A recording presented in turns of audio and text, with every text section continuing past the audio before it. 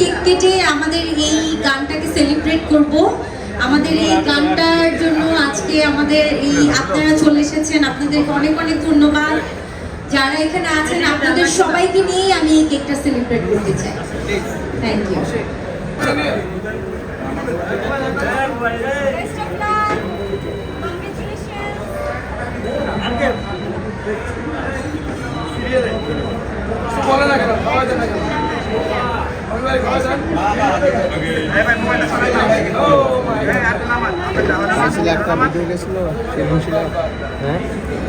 সামনে থেকে ওনারা দেখা যায়, বুঝলাম না।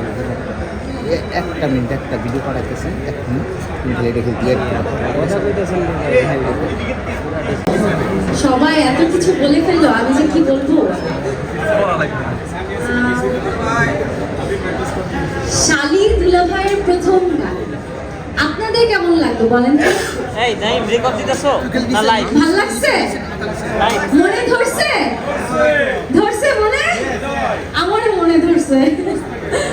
আমাকে যখন প্রথম সেলিম ভাই গানটা পাঠালো আর বললো যে এটা অমিত ভাইয়ের গান, তো আমি গানটা প্রথম শুনে আমার মনে হলো যে এই গানটা আমাকে করতেই হবে, এই গানটা আমি করতে চাই।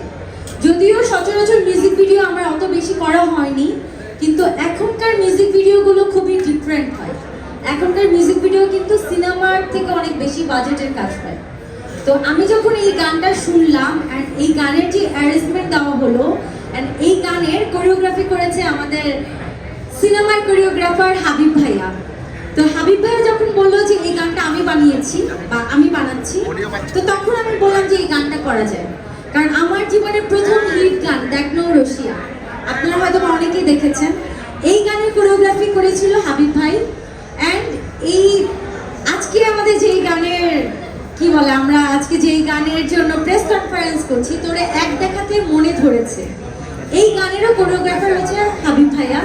তো আমার মনে হলো যে এই গানটা আমার করা উচিত। অ্যান্ড আমি যখন শুটিং করলাম, শুটিং সেটে পুরো এফডিসির সবাই বলছিল যে কোন ছবির শুটিং হচ্ছে। অ্যান্ড এফডিসিতে কিন্তু আমাদের অনেক বড় বড় পরিচালক জাকির হোসেন রাজু স্যার চলে এসেছে আমাদের শুটিং দেখার জন্য। তারপর গাজী মাহবুব ভাই চলে এসেছে আমাদের শুটিং দেখার জন্য। অনেক পরিচালকরা ভিড় করেছিল আমাদের এই গানের শুটিং দেখার জন্য। তারা ভাবছিল যে আমরা সিনেমা শুটিং করছি। এরপর যখন তারা শুনলো যে না, এটা মিউজিক ভিডিও শুটিং হচ্ছে, তখন তারা বলছিল যে এত বড় সেট ফেলে এফডিসিতে এভাবে মিউজিক ভিডিও শুটিং হয়। তারপর তারা আমাদেরকে আসলে অনেক অ্যাপ্রিশিয়েট করেছিল। আর তার ফলাফল আমরা আজকে দেখতে পেলাম এই যে এই বড় স্ক্রিনে। যখন আমি এই গানটা দেখলাম, আমার একটিবারের জন্য মনে হয়নি যে এটা মিউজিক ভিডিও। পুরোটা মনে হচ্ছিল যে আমি একটা সিনেমা দেখছি বা সিনেমার শুটিং দেখছি বা সিনেমার একটা গান দেখছি। আর এর জন্য অনেক বেশি ধন্যবাদ সেলিম ভাইকে। সেলিম ভাই এত সুন্দর একটা প্রজেক্ট তৈরি করেছে। অ্যান্ড ফার্স্ট অফ অল ধন্যবাদ আমাদের প্রডিউসার সাহেবকে। প্রডিউসার সাহেবের এই সহযোগিতা ছাড়া এই গানটা একদমই হতো না। আর আমার দুলাভাইকে কি বলবো, থ্যাংক ইউ সো মাচ দুলাভাই। এত মজা করে জমিয়ে এই গানটা গেয়েছেন আপনি, একদম ফাটিয়ে দিয়েছেন, যেটা শালী হিসেবে আমার মনে ধরেছে।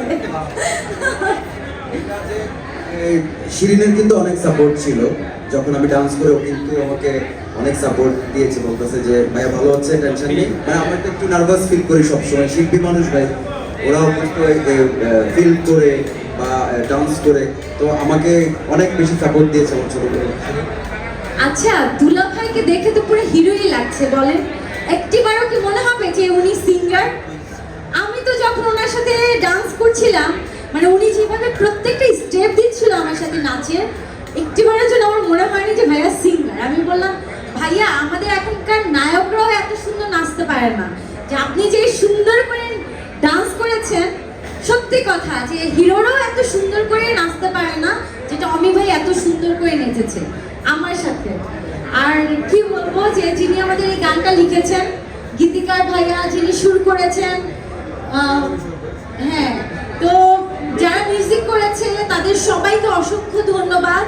আর আমার ওই পাশে বসে আমার হাজব্যান্ড, তারও অনেক সাপোর্ট ছিল।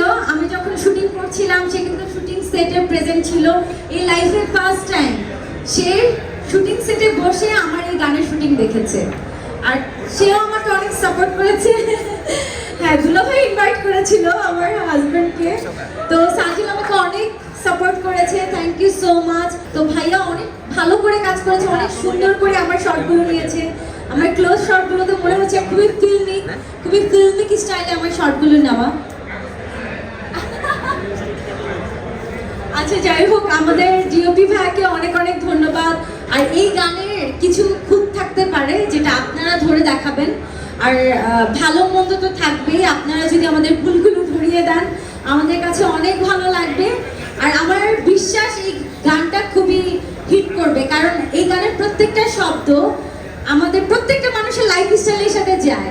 কারণ আমরা মেয়েরা যখন প্রেম করি তখন কিন্তু অনেকগুলো ছ্যাঁকা দিয়ে এসে আবার প্রেম করি। তো এই গানের যেই লিরিক্স গুলো আছে আমার কাছে অনেক ভালো লেগেছে। তোর আগে কত প্যারা খাইছে, তোর আগে কত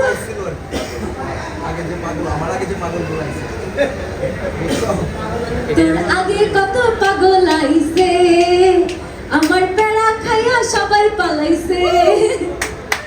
যদিও আমি সিঙ্গার না, কিন্তু এই লিরিকটা আমার কাছে অনেক ভালো লেগেছে। প্রত্যেকটা মেয়ের জীবনে অনেক পাগল আসে, আবার প্যারা খেয়ে চলে যায়, আবার নতুন পাগল আসে।